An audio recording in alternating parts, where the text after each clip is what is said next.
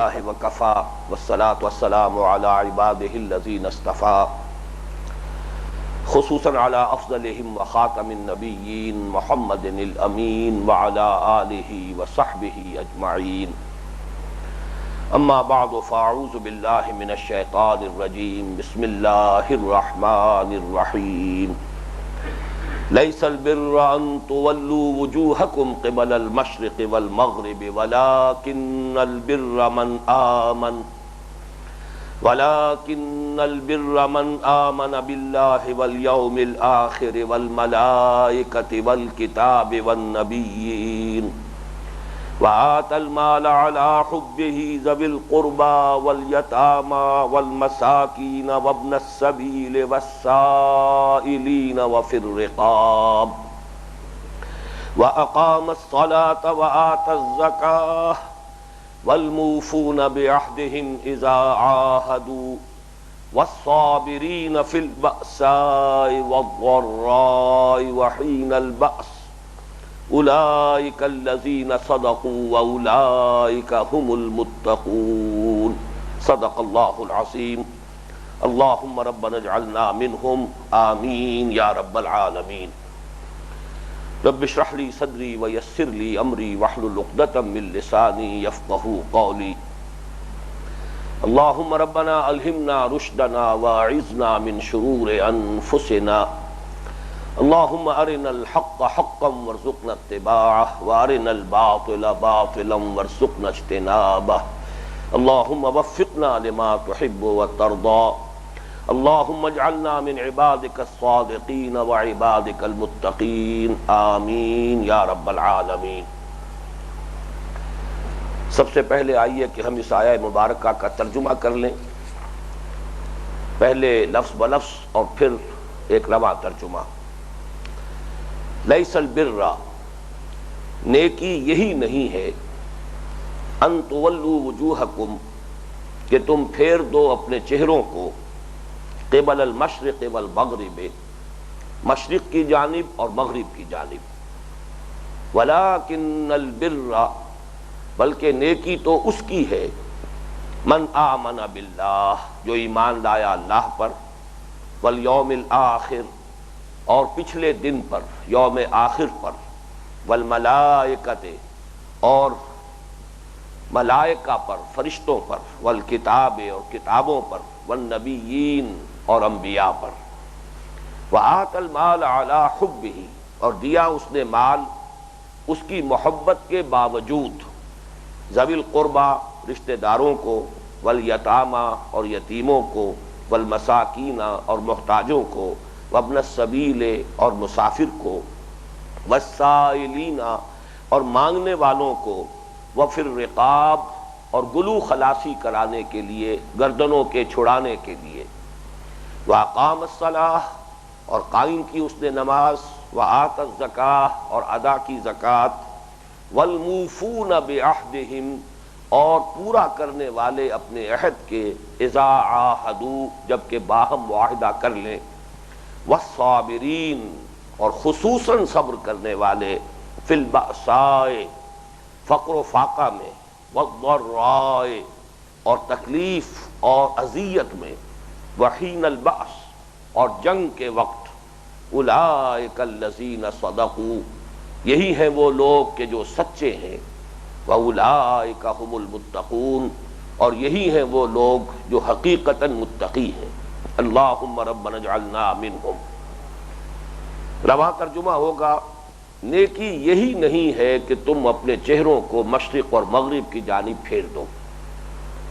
بلکہ حقیقی نیکی اس کی ہے جو ایمان لایا اللہ پر اور یوم آخر پر اور فرشتوں پر اور کتابوں پر اور نبیوں پر، اور دیا اس نے مال اس کے محبوب ہونے کے باوجود، اس کی محبت کے علی الرغم،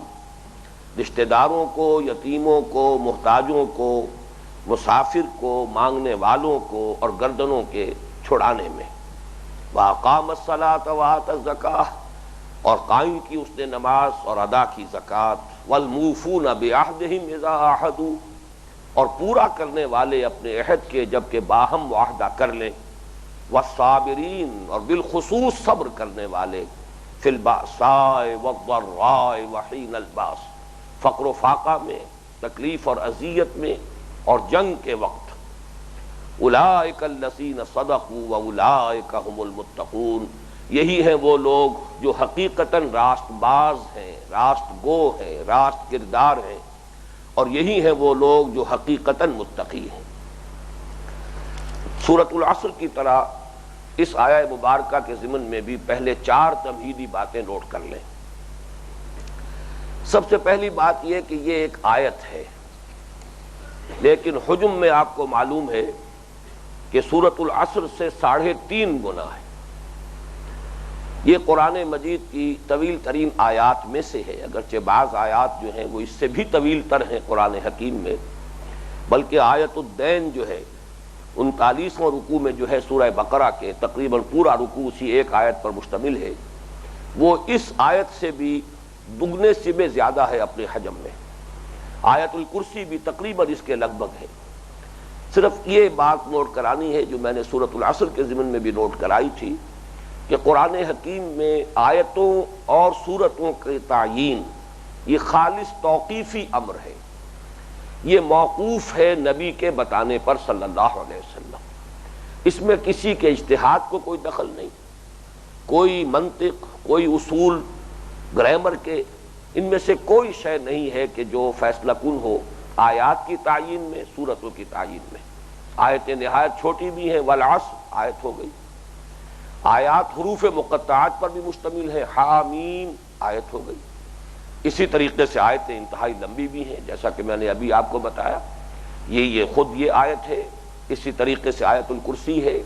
اسی طریقے سے اس سے بھی دگنی سے بھی زیادہ جو آیت الدین ہے۔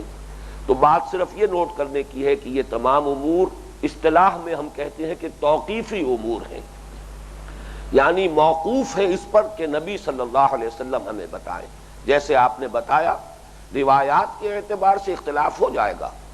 کہیں آیت کی گنتی میں فرق ہو جائے گا، اس لیے کہ وہ روایات جو ہے قرات کی اس کے اعتبار سے اگر فرق ہے، لیکن بنیاد وہی رہے گی کہ اس میں کسی گرامر، کسی منطق، کسی اور اصول کوئی بیان یا اصول کلام، ان میں سے کسی کو کوئی دخل حاصل نہیں ہے، یہ کلیتاً نبی اکرم صلی اللہ علیہ وسلم کی بتائی ہوئی باتیں ہیں۔ دوسری بات یہ نوٹ کیجئے کہ یہ ہمارے منتخب نصاب کا موضوع ترین درس نمبر 2 ہے، اس لیے کہ سورۃ العصر میں انسان کی نجات کی 4 شرائط بیان ہوئی، یا اس کے فوز و فلاح کے 4 لوازم بیان ہوئے: ایمان، عمل صالح، تواصی بالحق، تواصی بالصبر۔ اس آیت میں اب آپ دیکھیے کہ 3 چیزیں تو وہ ہیں ان 4 میں سے جو صراحتاً مذکور ہیں، بلکہ ان میں سے ہر ایک کی قدر تفصیل آئی ہے۔ ایک چیز البتہ ایسی ہے جو یہاں پر محذوف ہے، یا صحیح تر الفاظ میں کہنا چاہیے کہ مقدر ہے، مضمر ہے، چھپی ہوئی ہے۔ یہ بات بعد میں بیان ہوگی کہ یہ کیوں مقدر ہے، کس دلیل کی بنیاد پر یہ کہا جا سکتا ہے کہ وہ بات یہاں پر انڈرسٹوڈ ہے، گویا کہ محذوف ہے لیکن مراد ہے، مقدر ہے، مضمر ہے، چھپی ہوئی ہے، بیان نہیں ہوئی، لیکن یہ کہ یہاں پر گویا کہ وہ مذکور ہے پوٹینشلی بالقوہ۔ سب سے پہلے نوٹ کیجئے سورۃ العصر میں ایک لفظ آیا الا الذین آمنوا، ایمان۔ یہاں آپ دیکھیے کہ 5 ایمانیات کی تفصیل آ گئی، وَلَٰكِنَّ الْبِرَّ مَنْ آمَنَ بِاللَّهِ وَالْيَوْمِ الْآخِرِ وَالْمَلَائِكَةِ وَالْكِتَابِ وَالنَّبِيِّينَ۔ اس کی بہترین تشبیہ جو میرے ذہن میں کبھی آئی تھی اور بارہا میں نے عرض کی ہے، وہ یہ ہے کہ جیسے سورۃ العصر میں جو لفظ ایمان ہے وہ ایک کلی کے مانند ہے۔ کلی ابھی کھلی نہ ہو تو اس میں پتیاں تو ہوتی ہیں لیکن نمایاں نہیں ہوتی، کلی کھلتی ہے، پھول بنتا ہے، وہ پتیاں نمایاں ہو جاتی ہیں۔ گویا کہ لفظ ایمان میں یہ 5 پتیاں موجود تھیں، لیکن سورۃ العصر میں اس کی حیثیت ایک بند کلی کی تھی، جو کہ اس آیہ مبارکہ میں کھل گئی ہے، اس نے پھول کی شکل اختیار کی۔ تو 5 ایمانیات ہمارے سامنے آئے: ایمان باللہ، ایمان بالآخرہ، ایمان بالملائکہ، ایمان بالکتب، ایمان بالانبیاء والرسل۔ اسی طرح سورۃ العصر میں ایک بہت جامع عنوان تھا وَعَمِلُوا الصَّالِحَاتِ، عمل صالح، بہت گمبھیر، بہت جامع ایک عنوان۔ یہاں اب آپ دیکھیے کہ اس کے 3 ذیلی عنوانات قائم ہوئے ہیں۔ سب سے پہلا اور سب سے اہم انسانی ہمدردی، سخاوت، خدمت خلق، اپنا پیسہ اپنا مال جو طبعاً انسان کو مرغوب ہے محبوب ہے اسے خرچ کر سکنا، ضرورت مندوں پر، محتاجوں پر، مساکین پر، یتیموں پر، لوگوں کی تکلیفیں رفع کرنے میں، لوگوں کو بندنوں سے چھڑانے میں، گردنوں کے آزاد کرنے میں، یہ گویا کہ انسانی ہمدردی اور خدمت خلق، یہ پہلا عنوان ہوا۔ دوسرا عنوان عبادات، وَأَقَامَ الصَّلَاةَ وَآتَى الزَّكَاةَ، یہ عبادات میں سے جو اہم ترین عبادات ہیں نماز اور زکوٰۃ، ان کا تذکرہ ہو گیا۔ اور تیسرے معاملات انسانی، اب جو بھی ہیومن ریلیشنز ہیں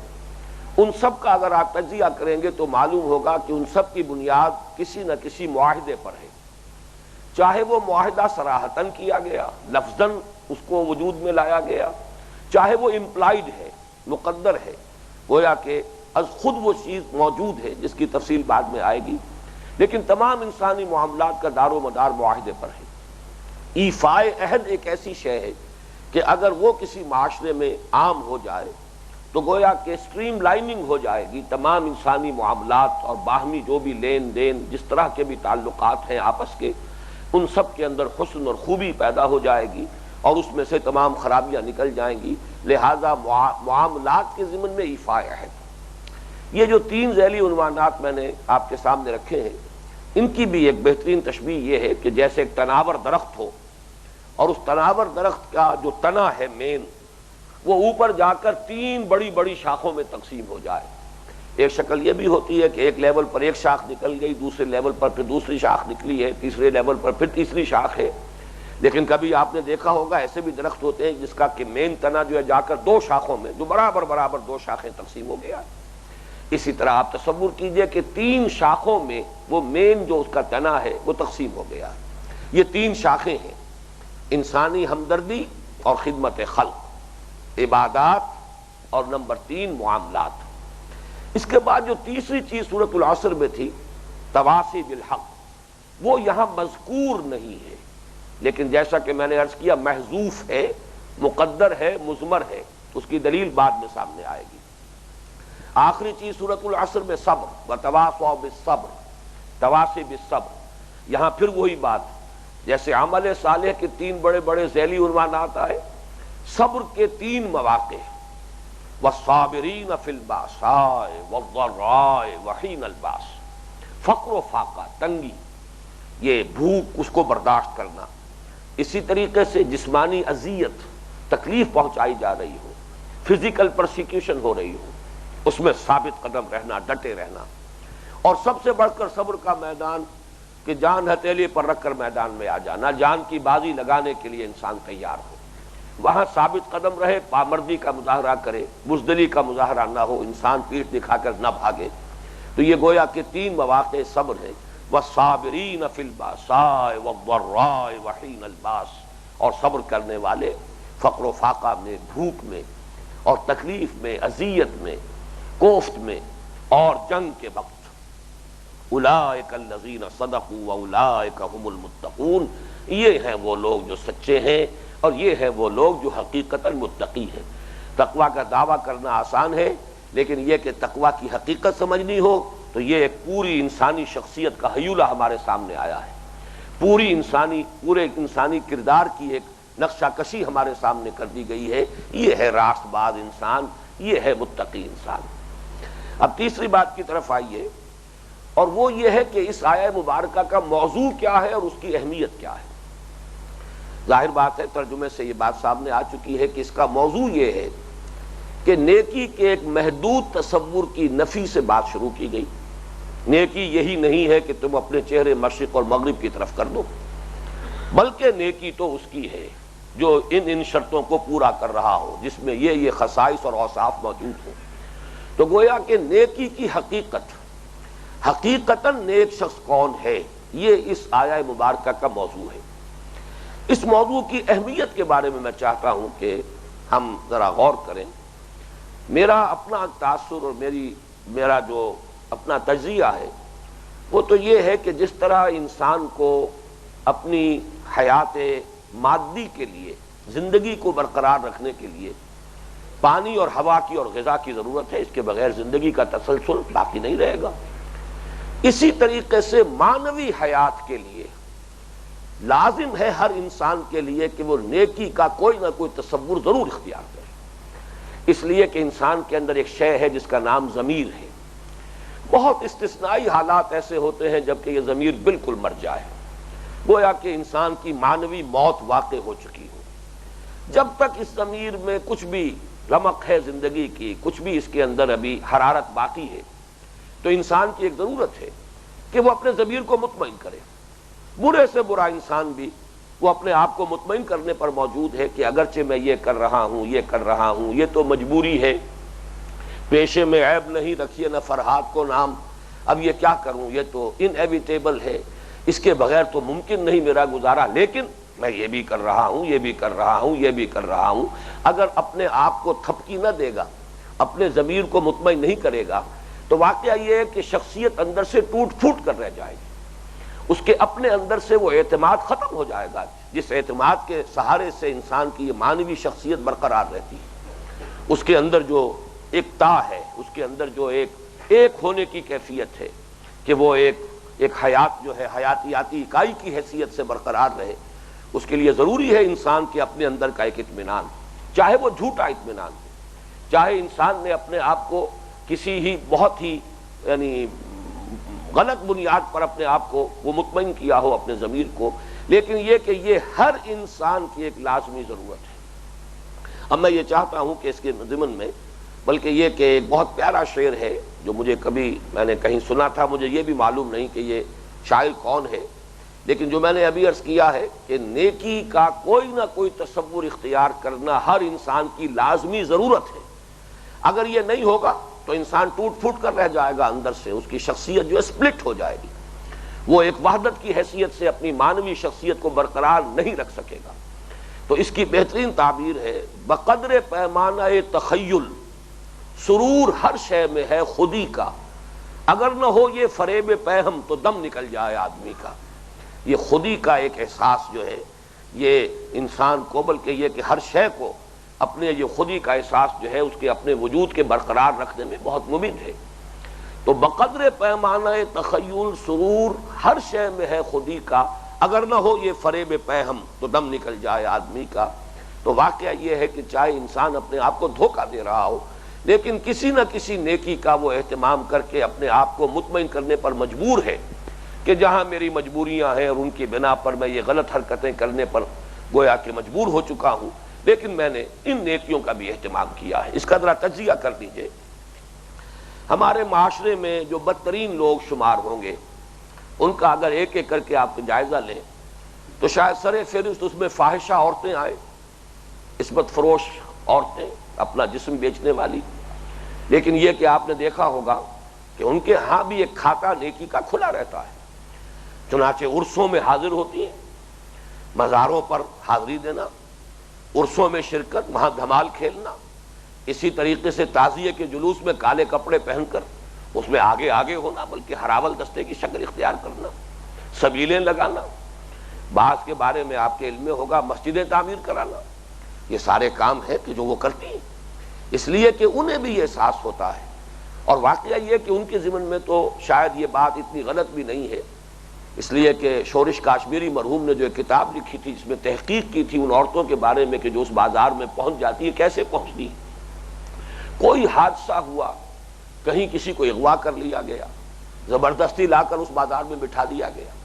اب انہیں یہ معلوم ہے کہ ہمارے لیے اب دوسری زندگی کے دروازے بند ہو چکے ہیں، ہمیں معاشرے میں اب کوئی قبول نہیں کرے گا، تو گویا کہ ایک مجبوری کے احساس کے تحت بھی اپنے اس پیشے کو جاری رکھنے پر مجبور ہوتی ہے۔ یہ بہت سو کا حال ہوتا ہے، جس طریقے سے کہ ایک بڑا دلچسپ واقعہ ہے کہ اورنگزیب عالمگیر رحمۃ اللہ علیہ نے ایک خاص زمانے میں گانے بجانے پر دہلی میں پابندی لگا دی۔ اب جو وہاں کے گویے تھے اور سازندے تھے ان کے تو گویا کہ معاش کا دروازہ بند ہو گیا، تو انہوں نے بڑا ایک لطیف حیلہ اختیار کیا کہ معلوم تھا کہ بادشاہ بیٹھا کرتے ہیں جھروکے میں، وہ جو دریائے جمنا جو محل ہے اور لال قلعہ ہے دہلی کا، اس کے ساتھ سے جمنا گزرتا ہے، جھروکے میں بیٹھ کر بادشاہ فنا وقت جو ہے سیر کرتے ہیں۔ تو وہاں سے پھر وہ ایک کشتی میں سوار ہو کر گزرے، اور وہاں انہوں نے خوب زور شور کے ساتھ سازوں کے ساتھ ایک غزل جو ہے اس کو الاپنا شروع کیا۔ در کوئے نیک نامی مارا گزر نہ دارن، گر تو نمی پسندی تغییر کن قضارا۔ تو اس کو عالمگیر نے یہ سنا اور اس کے بعد جو ہے متاثر ہوا، اور پھر وہ جو بین تھا اس میں بہرحال کچھ نہ کچھ نرمی کر دی، کچھ نہ کچھ ان کے لیے گنجائش چھوڑ دی کہ ہمارے لیے تو اب اس نیک نامی کے کوچے میں گزر کا کوئی سوال رہا ہی نہیں، ہم تو جہاں پہنچ چکے ہیں پوائنٹ آف نو ریٹرن، ہمارے لیے کوئی واپسی نہیں ہے، ہمیں تو تقدیر نے یہاں پہنچا دیا ہے۔ گر تو نمی پسندی تغییر کن قضارا، اگر تمہیں یہ بات پسند نہیں ہے تو کسی طرح اگر ممکن ہے تو ہماری تقدیر کو بدل دو۔ بہرحال یہ ایک لطیفے کے درجے میں سمجھیے، لیکن یہ کہ میں نے صرف یہ آپ کے سامنے رکھا ہے کہ وہ جو ہمارے معاشرے کا بدترین طبقہ شمار ہو سکتا ہے، ان کے ہاں بھی کوئی نہ کوئی نیکی کا خانہ ان کی زندگی میں، کوئی نہ کوئی نیکی کا تصور ہے جس سے وہ اپنے آپ کو جو بھی جھوٹی تسلی دیں کسی نہ کسی درجے میں اپنے آپ کو مطمئن کرتی ہیں۔ اسی طرح بہت سے ڈاکوؤں کے بارے میں آپ نے سنا ہوگا، اور اس کی کہانیاں اور بہت سے ناول جو ہیں اسی تھیم کے اوپر لکھے گئے۔ وہ ڈاکو جو نہایت سفاک، انسان کی جان لینا ایسے ہی جیسے کسی مچھر کو جو ہے مسل دینا، لیکن یہ کہ وہ اپنے علاقے کی بیواؤں کی سرپرستی کر رہے ہیں، غریبوں کی مدد کر رہے ہیں، ان کے لیے کچھ انہوں نے خیر کا بھلائی کا بہت سا سلسلہ شروع کر رکھا ہے۔ ڈاکوؤں کی زندگی کے اندر بھی آپ کو یہ دونوں نقشے جو ہے نظر آ جائیں گے۔ اسی طرح چوروں اور جیب کتروں کے ہاں بھی ایک معیار اخلاق ہوتا ہے۔ جیب کتروں کے بارے میں آپ کے علم میں ہوگا کہ ان کا ایک استاد ہوتا ہے، گینگ کا وہ چیف ہے، اور علاقے تقسیم ہوتے ہیں۔ ہر جیب کترا جو ہے ہر علاقے میں جا کر واردات نہیں کر سکتا، وہ اپنے علاقے ہی میں واردات کرے گا، اور پھر جو بھی یافت ہے پورے دن کی وہ لا کر اسے رکھ دینا ہے اپنے اس استاد اور گرو کے سامنے۔ اگر نہیں کرے گا تو یہ بے ایمانی تصور ہوگی، گویا کہ باقی جو کچھ وہ کر رہے ہیں وہ تو پیشہ ہے، پیشے میں عیب نہیں، رکھیے نہ فرہاد کو نام۔ یہ بے ایمانی ہے کہ تم نے دن بھر کی کمائی جو ہے اس میں سے کچھ کنسیل کیا ہے، چھپا لیا، اور سارا کا سارا لا کر نہیں رکھا ہے۔ تو معلوم یہ ہوا کہ جو بدترین طبقات ہیں معاشرے کے، ان کے ہاں بھی کوئی نہ کوئی نیکی کا تصور، کوئی نہ کوئی خیر کا کھاتا جو ہے وہ کھلا ہوتا ہے۔ اس سے آگے آئیے تو جو ہمارے ہاں کے معزز طبقات ہیں، میں نے بنیادی تقسیم کی ہے، ایک تو بدترین طبقات، لیکن معزز طبقات جو ہیں ان میں بھی اگر آپ تجزیہ کریں گے تو دو حصوں میں انہیں منقسم سمجھیے۔ ایک ہمارے ہاں کے جو مذہبی مزاج کے لوگ ہیں، ان کے ہاں آپ کو نیکی کا تصور یہ ملے گا کہ میکسیمم ایمفیسس عبادات پر ہے اور ظواہر پر ہے، باقی یہ کہ عبادات کی پابندی اور اس میں تفصیلات کے بارے میں بھی بہت حساس ہونا، ذرا سا کوئی فرق ہو گیا ہے تو بے چین ہو جانا، بے کل ہو جانا، اس پر انتہائی ان کو تشویش ہو جائے گی، یہ اس میں یہ کمی رہ گئی ہے، فلاں میں یہ کمی رہ گئی میرے کام میں۔ لیکن ویسے ان کی زندگی میں معاملات میں دیکھیے جھوٹ ہے کھلم کھلا، کاروبار ہے، سب کچھ ہو رہا ہے، دھوکہ ہو رہا ہے، فریب ہو رہا ہے، نماز روزے کی پابندی ہے، سودی کاروبار جو ہے دھڑلے کے ساتھ، وہ بالکل یوں سمجھیے کہ ہنی مریا ہو رہا ہے، بلیک مارکیٹنگ ہو رہی ہے، دھوکے دیے جا رہے ہیں، سودا کر کے جو ہے زبان انسان جو ہے وہ زبان دے کر اور پھر اس کو بدل رہا ہے۔ آپ کو غنڈوں کے ہاں، بلکہ یہ چوتھا طبقہ جو ہمارے ہاں ہے وہ میں رہ گیا ذکر میں، جنہیں آپ کہتے ہیں غنڈے، یہ بستہ الف اور بستہ بے کے غنڈے، جن کے کھاتے کھلے ہوتے ہیں تھانوں میں، ان کے ہاں آپ کو نظر آئے گا کہ ان کے ہاں معیار اخلاق ہے، زبان دے دی ہے اب میں واپسی سے نہیں پھر سکتا، جتنا انہیں اپنے عہد کا پاس ہوتا ہے سفید پوش لوگوں کو نہیں ہوتا۔ اسی طریقے سے اگر کہیں راہ چلتے ہوئے دیکھیں آپ کے کسی پر زیادتی ہو رہی ہے، کسی پر ظلم کیا جا رہا ہے، تو مجھ جیسے اور آپ جیسے سفید پوش لوگ جو ہیں وہ وہاں سے دامن بچا کر نکل جانے میں عافیت سمجھیں گے۔ اب کون اس کھکیڑ میں پڑے، کہیں گواہی دینی پڑے گی، کہیں پولیس پرچے میں جانا پڑ جائے گا، 100 چکر ہوں گے، آدمی اپنا دامن بچاتا ہے، نکل جاتا ہے۔ لیکن آپ دیکھیں گے ان گڈوں کو کہ وہ سامنے آ جائیں گے اور وہ اس ظلم کا راستہ روکنے کے لیے تیار ہو جائیں گے۔ تو معلوم ہوا کہ یہ جو چیزیں ہیں ہمارے ہاں مختلف کردار جو پائے جاتے ہیں، ان میں جو یہ نیکی اور بدی کا امتزاج ہے، اس میں خاص طور پر اب جو میں نوٹ کرا رہا تھا کہ دو طبقات شرفاء کے جو ہمارے معزز طبقات ہیں، ان میں ایک طبقہ مذہبی مزاج کے لوگوں کا، ظاہر بات ہے اس میں کچھ ہمارے کاروباری حضرات بھی کچھ نمایاں ہیں، انہی کے چندوں سے اور انہی کے تعاون سے ہماری مسجدیں بنتی ہیں اور ان کے لیے قالین فراہم ہوتے ہیں، اور ہمارے جو دینی ادارے ہیں اور تعلیم گاہیں ہیں ان کے چندوں سے چلتی ہیں، دارالعلوم جو ہے وہ انہی کے تعاون سے چل رہے ہیں۔ ان کے ہاں آپ دیکھیں گے کہ نماز، روزہ، حج، عمرہ، یہ سارے کھاتے پورے، اور اس میں بہت ہی باریک بینی، بڑی حساسیت، لیکن یہ ہے کہ وہ معاملات اخلاق کا معاملہ ہو سکتا ہے کٹھور دل ہو، بخیل ہو، سخت دل ہو، زکوٰۃ تو پوری پوری دے رہے ہو لیکن اس سے آگے جو ہے ہو سکتا ہے کہ مزدور کی مزدوری پوری نہ دے،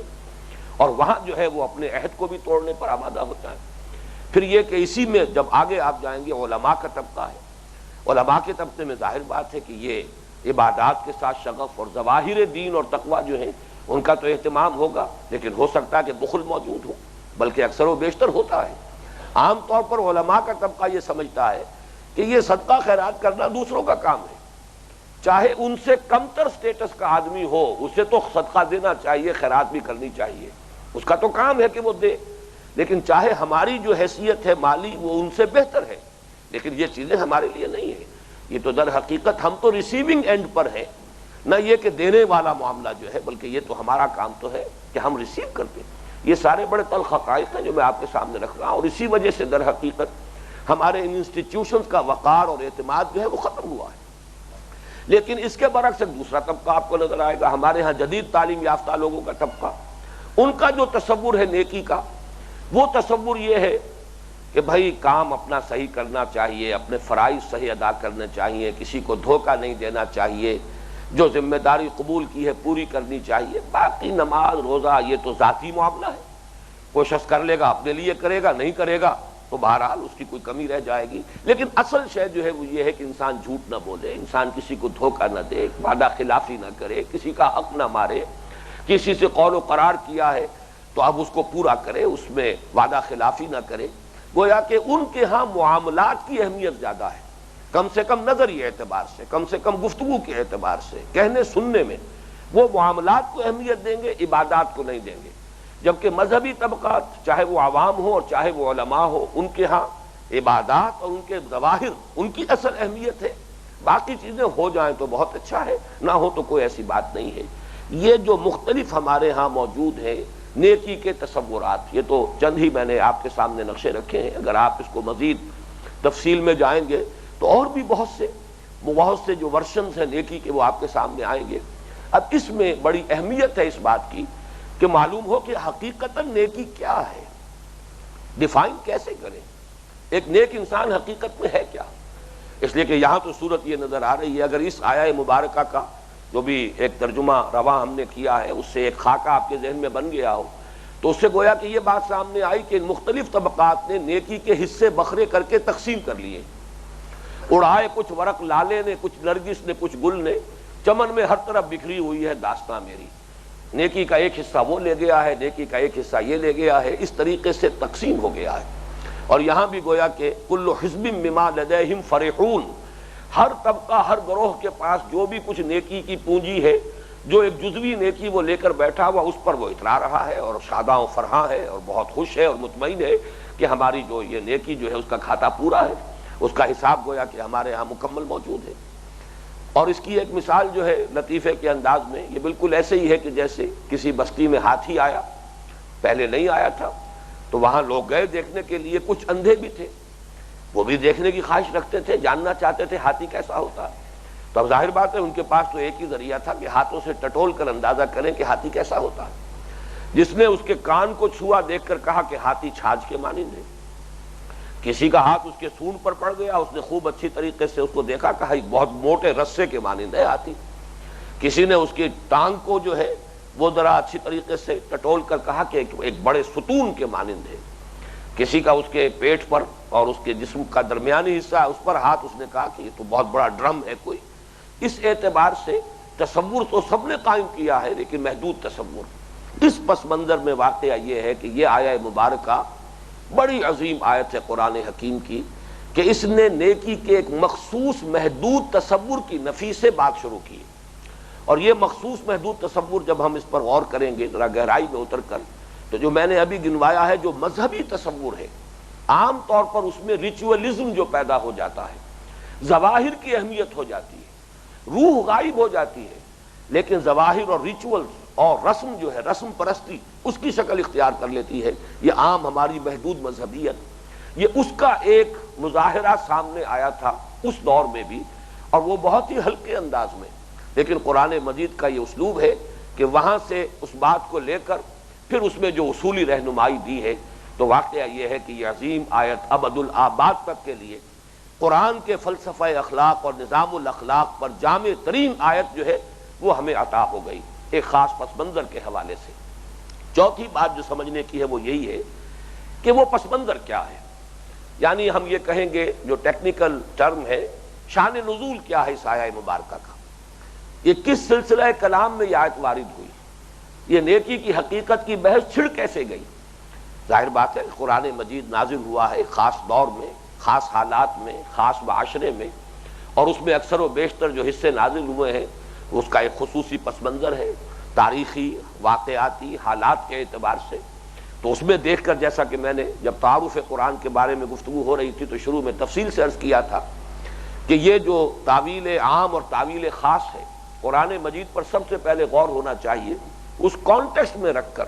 ٹائم اینڈ سپیس کانٹیکسٹ، جو پس منظر ہے زمان و مکان کا جس میں وہ آیت نازل ہوئی، اس میں رکھ کر غور کیا جائے اس وقت یہ آیت جو ہے کس سلسلے میں وارد ہوئی اور اس کا مفہوم کیا سمجھا گیا۔ اس حوالے سے چوتھی بات اب یہ ہے کہ اس کا کیا سلسلہ کلام تھا، کیا گفتگو تھی، کیا موضوع تھا، کیا بحث تھی جس کے ضمن میں یہ عظیم آیت مبارکہ جو ہے وہ نازل ہوئی ہے۔ اس میں ظاہر بات ہے ہر شخص سمجھ سکتا ہے محض اس رواں ترجمے سے جو ہم کر چکے ہیں کہ اس کے پس منظر میں ہے تحویل قبلہ کا واقعہ۔ تحویل قبلہ کا واقعہ کیا ہے؟ پہلے تو اسے واقعاتی انداز میں اس کی جو تاریخ ہے اس کو سمجھ لیجئے۔ نبی اکرم صلی اللہ علیہ وسلم جب تک مکہ مکرمہ میں مقیم رہے ہجرت سے پہلے، اس وقت تک ہمیں یہ معلوم ہوتا ہے مختلف روایات سے کہ جب آپ نماز پڑھتے تھے، جب صحن کعبہ میں کھڑے ہو کر نماز پڑھتے تھے تو بالعموم آپ جو جنوبی دیوار ہے اس کو فیس کرتے تھے، یعنی جو رکن یمانی ہے اور دوسری طرف وہ کونا کہ جس میں حجر اسود نصب ہے، ان دونوں کے مابین آپ کھڑے ہوتے تھے کعبے کی طرف رخ کر کے۔ تو یہ چونکہ کعبے کا جنوب ہے، اب گویا کہ استقبال قبلتین ہو گیا از خود۔ اگر نقشہ آپ کے سامنے ہو، ذہن میں ہو، تو آپ کو معلوم ہے کہ ایک تو امیڈیٹلی آپ کے سامنے ہے خانہ کعبہ، اور اسی خط کو آگے لے جائیے تو تقریباً 1000 میل کے فاصلے پر بیت المقدس ہے، وہ قبلہ جو ہے دوسرا وہ بھی سامنے آ گیا۔ استقبال القبلتین، دونوں قبلوں کا رخ کر لینا ایک ہی وقت میں، یہ ممکن تھا مکہ مکرمہ میں، اور حضور اسی کا التزام فرماتے تھے۔ اور یہی وجہ ہے کہ عمرے میں اور حج میں بھی جب طواف کیا جاتا ہے خانہ کعبہ کا تو یہ جو حصہ ہے اس کی خصوصی اہمیت ہے، اس کے لیے خصوصی دعا بھی ہے۔ انہی دو جو ہے ارکان جو ہیں، دو کونے ہیں جن کو چھونا، بلکہ یہ کہ حجر اسود کو تو چومنا یہ مسنون ہے، چومنے کا موقع نہ ملے تو ہاتھ لگا دینا۔ اسی طریقے سے یہ رکن یمانی جو کہلاتا ہے، اس کو بھی، اس کا بھی استلام جو ہے، اس کو مس کرنا، مسح کرنا، یہ بھی مسنون ہے۔ یہ دونوں اہم ترین رکن ہیں، رکن عراقی، رکن شامی، یہ ہے شمال کی طرف، اور یہ جنوب کی طرف ہے وہ کونا کہ جس میں حجر اسود نصب ہے، اور دوسرا وہ کونا جو کہ گویا کہ جنوب مغرب کی طرف ہے کعبے کے، بلکہ تقریباً جنوب کی طرف ہے، تھوڑا سا مغرب کی طرف، اور وہ ہے رکن یمانی۔ اس کے لیے خاص دعا ہے، ربنا آتنا فی الدنیا حسنۃ وفی الآخرۃ حسنۃ وقنا عذاب النار، جو قرآن مجید میں وارد ہوئی ہے حج کے ضمن میں دعا، وہ خاص طور پر اسی طواف کے اسی حصے میں، ہر شوط میں اس کا اہتمام کیا جاتا ہے کہ اس حصے میں وہ دعا مانگی جائے۔ بہرحال یہ صورتحال جو ہے استقبال قبلتین، یہ اس وقت تک تو ممکن تھی جب تک کہ حضور مکے میں رہے۔ اب جب حضور ہجرت فرما کر مدینہ منورہ تشریف لے آئے، اب یہ ناممکن ہو گیا۔ مدینہ منورہ جو ہے اس کے جنوب میں ہے مکہ مکرمہ یعنی خانہ کعبہ، اور شمال میں ہے یہ بیت المقدس یروشلم۔ اب تو ایک ہی قبلے کی طرف رخ ہو سکتا ہے، ظاہر بات ہے کہ بیک وقت دو قبلوں کی طرف رخ ممکن نہیں۔ اب یہاں یہ بات صراحتاً تو مذکور نہیں ہے، لیکن یہ کہ اندازہ یہی ہوتا ہے قرآن مجید کے جو انداز بیان ہے، اسلوب بیان سے، کہ اللہ تعالیٰ کے خصوصی حکم کے تحت، خصوصی رہنمائی کے تحت حضور نے اب رخ کیا بیت المقدس کی طرف۔ اس میں بڑی حکمتیں بھی ہیں، عملی اعتبار سے بھی اس کے بڑے فوائد ہوئے، لیکن اس وقت ظاہر بات ہے وہ موضوع نہیں ہے میرا، لیکن یہ کہ تاریخی اعتبار سے یہ نوٹ کر لیجئے کہ 16 مہینے تک حضور نے یروشلم کی طرف یعنی بیت المقدس کی طرف، مسجد اقصیٰ کی طرف رخ کر کے نماز پڑھی۔ اگرچہ قرآن مجید ہی سے 17واں رکوع جو ہے سورہ بقرہ کا معلوم ہوتا ہے کہ حضور کو بھی بہرحال طبیعت پر یہ بات گراں گزر رہی تھی. معلوم ہوتا ہے کہ اگر طبیعت پر گراں گزر رہی تھی تو یقیناً کوئی حکم تھا اللہ کا جس کے تحت ایسا کیا ہے. اور یہ فرمایا بھی ہے وَمَا جَعَلْنَا الْقِبْلَةَ الَّتِي كُنْتَ عَلَيْهَا إِلَّا لِنَعْلَمَ مَن يَتَّبِعُ الرُّسُولَ مِمَّن يَنقَلِبُ عَلَىٰ عَقِبَيْهِ. ہم نے جو مقرر کیا تھا یہ قبلہ تو اس لیے مقرر کیا تھا کہ ہم دیکھ لیں، تمیز ہو جائے ان لوگوں میں کہ جو رسول کا اتباع کرتے ہیں ہر حال میں، اور ان لوگوں میں کہ جو اپنی ایڑیوں کے بل مڑ جانے والے ہیں، کہ جن کے اندر عصبیت جو ہے مقامی مکی ہونے کی نسبت سے اگر عصبیت زیادہ تھی، اور آبائی نسبت جو ہے حضرت ابراہیم علیہ السلام سے اس کے حوالے سے خانہ کعبہ کی عصبیت زیادہ تھی، تو ان پر تو ظاہر بات ہے بہت بڑا شاق معاملہ گزرا ہے. یہ 16 مہینے تک خانہ کعبہ کی طرف پشت کر کے اور بیت المقدس کی طرف رخ کر کے نماز پڑھی جائے تو یہ ایک بڑی آزمائش تھی جو اللہ تعالیٰ نے کی ہے. بہرحال اس کے بعد پھر حکم آیا قد نرى تقلب وجهك في السماء فلنولينك قبلة ترضاها فول وجهك شطر المسجد الحرام. اے نبی ہم دیکھتے رہے ہیں آپ کے چہرے مبارک کا بار بار آسمان کی طرف اٹھنا، آپ کو انتظار تھا تحویل قبلہ کے حکم کا، وہ ظاہر ہو رہا ہے ان الفاظ سے. تو اب ہم پھیر دیتے ہیں آپ کو، رخ آپ کا تبدیل کیے دیتے ہیں اسی قبلے کی طرف جو آپ کو پسند ہے. فول وجهك شطر المسجد الحرام، تو اب اپنا رخ کر لیجئے مسجد حرام کی طرف. یہ تحویل قبلہ ہوا. اور یہ واقعہ بھی دلچسپ ہے کہ حضور اس وقت مدینے سے باہر ذرا فاصلے پر کسی جگہ پر، جیسے ہمارے ہاں ہوتے ہیں کہیں 2-4 گھر ہیں، کوئی کھیت ہے، باغ ہے، اس کے اندر ہی کوئی 2-3 گھر بن گئے ہیں، ایسی ہی کوئی جگہ تھی جہاں آپ کھانے پر مدعو تھے، اور کھانے کے بعد ظہر کی نماز آپ ادا کر رہے تھے جو بھی آپ کے ساتھ تھے وہاں صحابہ میں سے. اس وقت عین نماز کی حالت میں یہ آیت نازل ہوئی فول وجهك شطر المسجد الحرام، اور نماز کی حالت ہی میں آپ نے تحویل کی ہے، رخ بدل لیا ہے اسی جگہ پر. اسی لیے وہاں اب جو ہے مسجد القبلتین یہ تعمیر کی گئی ہے نشانی کے طور پر کہ یہ وہ جگہ ہے. اس مسجد میں 2 محراب بنا دیے گئے ہیں، ایک شمالی دیوار میں بھی اور ایک جنوبی دیوار میں بھی. پہلے شمال کی طرف رخ تھا حضور کا، اس کے بعد آپ نے جنوب کی طرف رخ کیا ہے، تو مسجد القبلتین. اب اصل بات یہ ہے کہ اس پر ایک بڑی تشویش پیدا ہو گئی. تشویش بھی پیدا ہوئی اور پھر اس کو بھڑکایا اور اس کو ایکسپلائٹ کیا یہودیوں نے.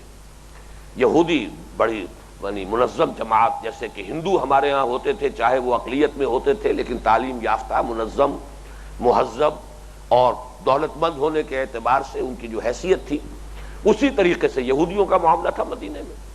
انہوں نے اب تک اصل میں وہ یہ سمجھ رہے تھے کہ جب یہ ہمارے قبلے کی طرف رخ کر کے نماز پڑھ رہے ہیں تو گویا کہ ہمارے کیمپ فالوورز ہیں، اس لیے انہیں بہت زیادہ تشویش نہیں تھی. ایک محسوس تو ہوتا تھا کہ یہ ایک نئی نبوت کا معاملہ ہے، نئی کتاب نازل ہو رہی، لیکن ہمارے قبلے کی پیروی کر رہے ہیں تو گویا کہ ہمارے تابع ہیں، ہمارے کیمپ فالوورز ہیں. اس اعتبار سے انہیں کسی درجے میں کچھ اطمینان تھا، کچھ احساس تھا کہ ہمیں کوئی خطرہ نہیں ہے، ہمارے لیے کوئی اندیشہ نہیں ہے. اب جب قبلہ تبدیل ہو گیا تو ان کے کان کھڑے ہوئے کہ یہ تو بالکل کوئی نئی ایک تنظیم ہو رہی ہے، نئی تشکیل ہو رہی ہے، نئی امت ہے جس کا مرکز علیحدہ، جس کا قبلہ اب جدا ہو گیا ہے، مختلف ہو گیا ہے. تو اس سے جو ان کے کان کھڑے ہوئے اور انہیں موقع مل گیا کہ جو مذہبی تباہ ہوتے ہیں وہ چونکہ بہت حساس، جیسا کہ میں نے عرض کیا، مظاہر سے ان کی حساسیت کا معاملہ بہت شدید ہوتا ہے. تو بہت سے ہمارے صحابہ کے ذہن میں بھی یہ تشویش پیدا ہوئی کہ یہ 16 مہینے جو ہم نے نمازیں پڑھی ہیں، اگر قبلہ اصل یہ تھا تو اس کا مطلب تو یہ ہوا کہ پھر وہ ہماری نمازیں ضائع ہو گئی. یہ تشویش اس حد تک ہوئی ہے کہ وہیں 17ویں رکوع کے اندر یہ بھی فرمایا گیا وَمَا كَانَ اللَّهُ لِيُضِيعَ إِيمَانَكُمْ. اب اے مسلمانوں اس میں تشویش محسوس نہ کرو، اللہ تمہارے ایمان کو ضائع کرنے والا نہیں ہے. یعنی چونکہ نماز تو اہم ترین ستون ہے دین کا،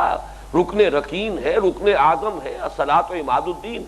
تو تشویش یہ ہوئی کہ اگر یہ غلط رخ پر تھی ہماری یہ 16 مہینے کی نمازیں تو یہ نمازیں ضائع ہو گئیں، گویا کہ ایمان ضائع ہو گیا. ایمان کے بارے میں تشویش ہوئی. مَا كَانَ اللَّهُ لِيُضِيعَ إِيمَانَكُمْ، اللہ تعالیٰ تمہارے ایمان کو ضائع کرنے والا نہیں ہے. اس وقت یہی حکم تھا، تم نے اطاعت کی ہے اللہ کی اور اس کے رسول کی، وہ نمازیں سب درست ہوئی ہیں، اس میں کسی تشویش کی ضرورت نہیں ہے. اب یہ حکم ہے، اب ادھر رخ کرو. اصل معاملہ تو ہے اللہ اور اس کے رسول کا حکم ماننا. اصل مسئلہ یہ نہیں ہے کہ رخ کون سا ہے. اس ضمن میں اب نوٹ کیجئے کہ یہ تشویش جس درجے ہوئی اور اس کو جس درجے ایکسپلائٹ کیا یہود نے، اس کا آپ کو اس سے اندازہ ہوگا کہ قرآن مجید نے کس شد و مد کے ساتھ، آج ہمیں تو محسوس ہوتا چھوٹا سا واقعہ تھا، کوئی سی بڑی بات تو نہیں تھی، کتنے شد و مد کے ساتھ اس واقعے کو قرآن مجید نے ڈسکس کیا ہے۔ پہلے تو آپ نوٹ کیجئے کہ دوسرے پارے کے پہلے 2 رکوع، سورہ بقرہ کا رکوع نمبر 17، رکوع نمبر 18، پورے کے پورے 2 رکوع اسی موضوع پر ہیں۔ سَيَقُولُ السُّفَهَاءُ مِنَ النَّاسِ مَا وَلَّاهُ مَنْ قِبْلَتِهِمُ الَّتِي كَانُوا عَلَيْهَا، یہ تیوری بتا رہے ہیں کہ ان قریب کہیں گے یہ لوگ، احمق لوگ اور نادان لوگ، اور یہ لوگ جو ہے طرح طرح کے یہ اشغلیں چھوڑیں گے، شوشے چھوڑیں گے مسلمانوں کو پریشان کرنے کے لیے، تشویش میں مبتلا کرنے کے لیے۔ تو یہ 2 رکوعوں میں کتنی تکرار کے ساتھ بات آئی ہے، اس سے در حقیقت اندازہ ہو سکتا ہے کہ اس وقت یہ معاملہ کس درجے اہمیت کا حامل تھا۔ بلکہ اس سے بھی آگے بڑھ کر آپ کو قرآن مجید کا ایک اور اسلوب معلوم ہوگا کہ اس بحث کا آغاز کیا گیا 2 رکوع قبل۔ 14ویں رکوع میں وہ آیت آئی ہے کہ آیت نمبر 115 ہے سورہ بقرہ کی، وَلِلَّهِ الْمَشْرِقُ وَالْمَغْرِبُ فَأَيْنَمَا تُوَلُّوا فَثَمَّ وَجْهُ اللَّهِ إِنَّ اللَّهَ وَاسِعٌ عَلِيمٌ۔ مشرق اور مغرب سب اللہ کے لیے ہے، جدھر بھی تم رخ کرو اللہ ہی کا رخ ہے۔ اللہ تعالیٰ بہت وسعت والا ہے اور ہر شے کا جاننے والا ہے۔ بلکہ ایک آدمی حیران ہوتا ہے، وہاں جو ہے کوئی سیاق و سباق ہے نہیں ایسا، ابھی کہیں گفتگو ہو نہیں رہی تھی قبلے کے بارے میں، لیکن قرآن کا اسلوب یہ ہے کہ ایک موضوع جس پر آگے جا کر تفصیلاً گفتگو کرنی ہے، ایک بنیادی رہنمائی پہلے دے دی جائے تاکہ غور کرنے والے لوگ، سوچ و بچار کرنے والے لوگ، اولو الالباب لوگ، ہوش مند لوگ، وہ تو گویا کہ اشارے ہی سے بات سمجھ لیں اور وہ بات ان کے لیے اپنی ذہنی سطح کے اعتبار سے کفایت کر جائے۔ تو للہ المشرق والمغرب، یعنی یہ نہ سمجھو کہ یہ جو قبلہ کوئی معین ہوتا ہے تو اللہ تعالیٰ اس قبلے اس سمت میں محدود ہے، معاذ اللہ۔ اللہ تعالیٰ تو ہر سمت میں ہے، اللہ کسی سمت میں محدود نہیں، وہ مکان سے، مکانیت سے، جسم سے، جسمانیت سے، سمت سے، ہر شے سے اعلیٰ ہے، عرفہ ہے، منزہ ہے۔ اس اعتبار سے یہ تو صرف ایک انتظامی معاملہ ہے، یکسانی پیدا کرنے کے لیے کہ لوگ جو ہیں وہ صرف ایک ہی سمت میں ایک ہی صف باندھی ہوئی ہو، یہ نہ ہو کسی کا رخ ادھر ہے کسی کا رخ ادھر ہے، کوئی مغرب کی طرف کوئی مشرق کی طرف، اس کے لیے یکسانی پیدا کر دی گئی۔ اس کے لیے اللہ تعالیٰ اپنے شاعر میں سے کسی بھی شعیرے کو معین کر دے۔ باقی یہ کہ بہرحال جیسے کہ غالب نے کہا، بہت خوبصورت انداز میں کہا ہے کہ ہے پرے سرحد ادراک سے اپنا مسجود، قبلے کو اہل نظر قبلہ نما کہتے ہیں۔ یہ تو کعبہ بھی ہمارا مسجود نہیں ہے، بلکہ یہ تو در حقیقت ہمارا مسجود تو اللہ ہے پرے سرحد ادراک سے اپنا مسجود، قبلے کو اہل نظر قبلہ نما کہتے ہیں۔ یہ تو در حقیقت ہمارے لیے ایک ڈائریکشن ہے جو متعین کر دی گئی۔ باقی مشرق، مغرب، شمال، جنوب سب سمتیں اللہ کی ہیں۔ للہ المشرق والمغرب